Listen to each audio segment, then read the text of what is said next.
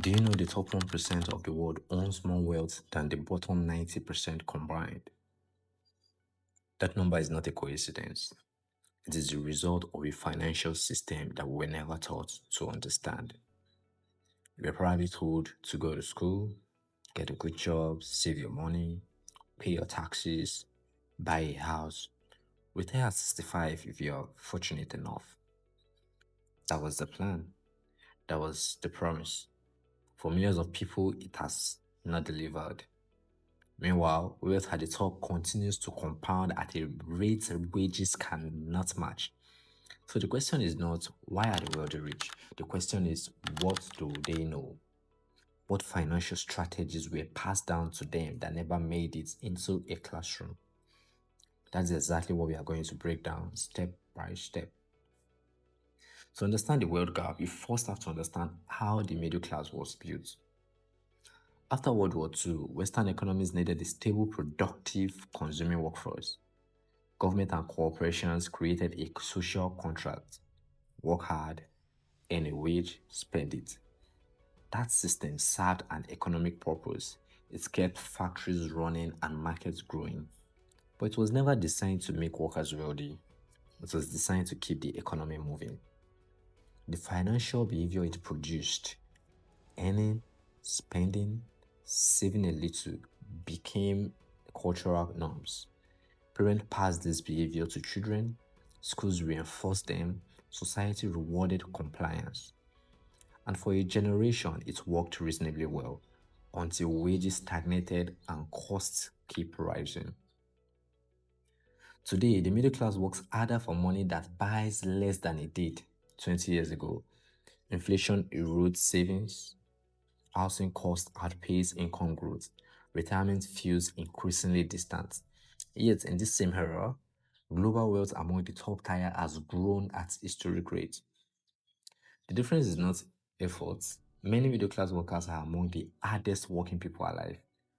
The difference is financial architecture, the structure of how money is earned, held, and grown. Robert Kiyosaki wrote in Rich Dad Poor Dad, the poor and the middle class work for money. The wealthy make money work for them. That one sentence changes everything when you truly understand it. Let us break down the 5 core structural differences between how wealthy and middle class manages money. The first structural difference is the type of income each group depends on. The middle class is built almost entirely on active income. You trade time for money. Every hour you work produces $1. Every hour you do not work produces nothing. This creates a fundamental ceiling. There are only so many hours in a human life. No matter how skilled or disciplined you are, active income alone cannot scale beyond your time. Wealthy individuals understand this early. They build systems that generate income without direct labor. Dividends from stocks, rental income from property, royalties from intellectual property, equity from businesses. These are called passive income streams. They continue producing while the owner sleeps or travels. Warren Buffett, one of the most studied investors in history, said it plainly: if you do not find a way to make money while you sleep, you will work until you die. Building passive income is not instant. It requires capital, patience, and deliberate strategy over years. But it is the foundational shift that separates accumulation of wealth from simply earning a living. The second structural difference is how each group defines and acquires assets. Kiyosaki made this distinction with precision. An asset puts money into your pocket. A liability takes money out of your pocket. The definition sounds simple. The implications are enormous. The middle class is heavily marketed to. Every financial product is framed as investment. A new car, a bigger home, the latest consumer electronics, also the symbol of success. But a car purchased on credit loses value the moment it leaves the lot. It generates monthly payments, fuel cost, insurance, and maintenance. Money consistently leaving your pocket. A home with a large mortgage may appreciate over time, but for years it consumes cash. Property taxes, maintenance, interest payments, these are real costs that reduces your monthly cash flow. The wealthy are not anti-lifestyle, they simply sequence differentially. Asset first, lifestyle funded by their returns. They acquire income producing property. They build equity stakes in businesses. They hold dividend bearing investments. Only after those assets generate sufficient returns do they fund discretionary spending from passive income. The third structural difference is the strategic use of debt. For the middle class household, the debt is a source of anxiety and financial pressure. Credit card balances, personal loans, buy now, pay later schemes, debt used to fund consumption. Consumer debt is expensive. Interest rates on credit card in many countries exceed 20% annually. Carrying consumer debt is one of the most effective ways to transfer wealth from poor to rich. Every interest payment made to a bank is a wealth transfer to a shareholder. But the wealthy relationship with debt is categorically different. They use what is called leverage. Leverage means borrowing capital to acquire an asset whose return exceeds the cost of borrowing. A real estate investor borrows at 5% interest to acquire a property yielding 9% returns. The spread is the profit. The bank's money is doing the work. This is leverage in practice. French economist Thomas Piketty captured this dynamic in his landmark book, Capital in 21st Century. Piketty argued that when the return on capital exceeds economic growth, wealth concentrates rapidly at the top. In simple terms, those who own assets grow richer than those who only earn wages. This is not a moral argument, it is a mathematical description of how capital markets function. Understanding it is the first step towards positioning yourself on the right side of that equation. The fourth structural difference is how each group manages its tax obligation. The middle class employee receives a salary. Tax is deducted before they ever see the money. They earn, the government takes its share, and then they decide what to do with what remains. This is called earning, then taxing, then spending. It is the least tax efficient sequence available. Wealthy individuals and business owners operate under a different sequence entirely. They earn through a corporate or business structure. The entity pays expenses before taxes are calculated. Business travel, professional development, equipment, property, this cannot reduce taxable income legally. After all legitimate business expenses have been deducted, taxes are calculated at what remains. The rest will be taken as personal income. This sequence: earn, spend on assets, then pay taxes. It produces dramatically different outcomes over decades. American jurist George Leonard Hans stated in a landmark 1934 legal ruling, anyone may arrange his affairs so that his tax shall be as low as possible. There's nothing wrong with legally reducing your tax burden. No one is required to pay more than the law demands. Wealthy people also use trusts, holding companies, and investment vehicles to defer and reduce tax burdens. These tools are legal, widely used, and entirely available to those who learn how they work.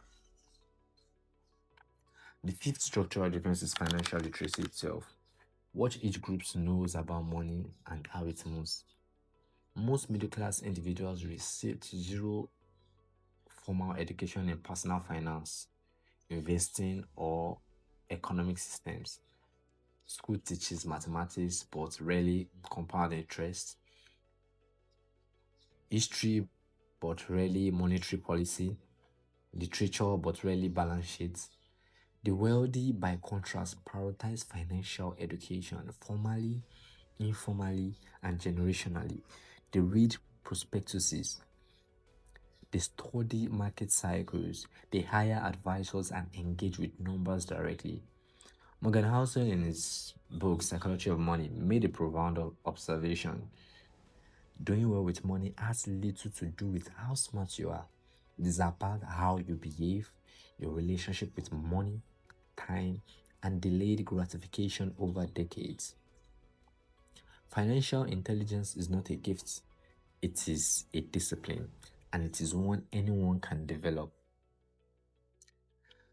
Now, let us ground all of this in a real concrete scenarios that illustrates how these differences compound over time. Consider two individuals, call them Adaeze and Chloe. Both earn $50,000 per year. Adaeze follows the conventional street. She pays rent, services her car loan, and saves 5% monthly. Over 30 years, her savings grew modestly in a low interest account. She lives comfortably but builds little wealth. Chloe earns the same income, but she allocates 25% toward index funds and a small rental unit. At a conservative 7% annual return, our investment portfolio grows to over $300,000.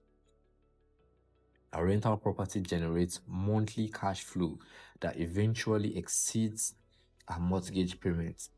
By year 20, Chloe has passive income covering a significant portion of our living expenses. The income was identical, the financial architecture was not. The outcome over time was transformational. Now, consider the power of a business structure. A freelance consultant earns $80,000 annually. As a sole individual, she pays income tax on the full amount before investing a single dollar. Now, she registers a small business entity. A laptop, internet, office, and professional courses become deductible. Her taxable income drops significantly. She invests the tax savings into index funds each year. Over a decade, the compounding effect of those reinvested tax savings builds substantial additional wealth. Same work, same income, different structure, dramatically different outcome. This is financial architecture in action here. Consider John D. Rockefeller, who became one of the wealthiest individuals in modern recorded history. Rockefeller was famously quoted saying, "I would rather earn 1% of 100 people's effort than 100% of my own effort." That is the philosophy of leverage. It did not just work, it built systems. He owned infrastructure that produced returns without his daily labor. That principle applies whether you are building a business, a property portfolio, or an investment account. Now, consider the stock market. Many middle class households avoid it, believing it is too risky or complex. Yet, over any 30-year period in modern history, global equity markets have consistently delivered positive returns. As financial analysts consistently note, time in the market outperforms attempts to time the market. The wealthy understand this, they invest early consistently, and they do not panic when markets fluctuate. The emotional relationship with money is disciplined. I also describe this as the most underrated financial skill. Staying invested during downturns is how ordinary index fund investors have built extraordinary long-term wealth.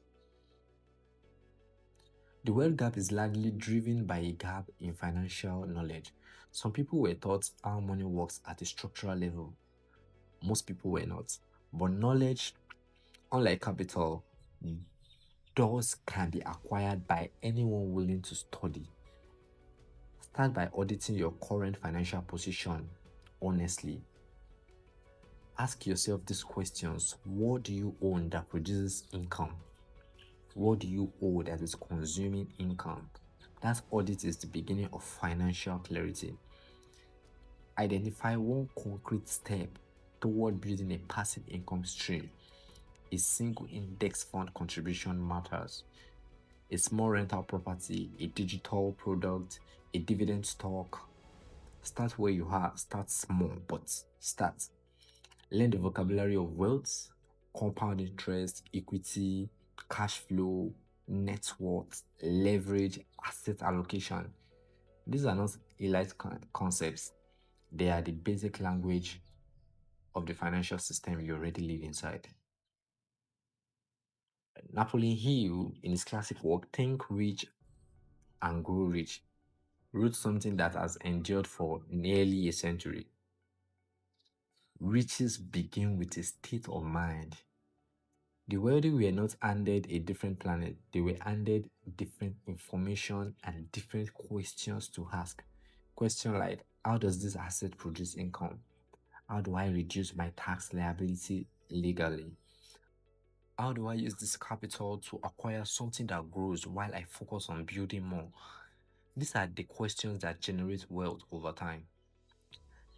They are available to you right now. The system has always been visible to those who knew where to look. Now you know where to look. Study the mechanism, understand the structure, make intentional decisions with every dollar that moves through your life. Because wealth is not built in a single transaction, it is built in the thousands of small ones. This is Alpha Fiscal Mindset. Study the system, understand the mechanism, build accordingly.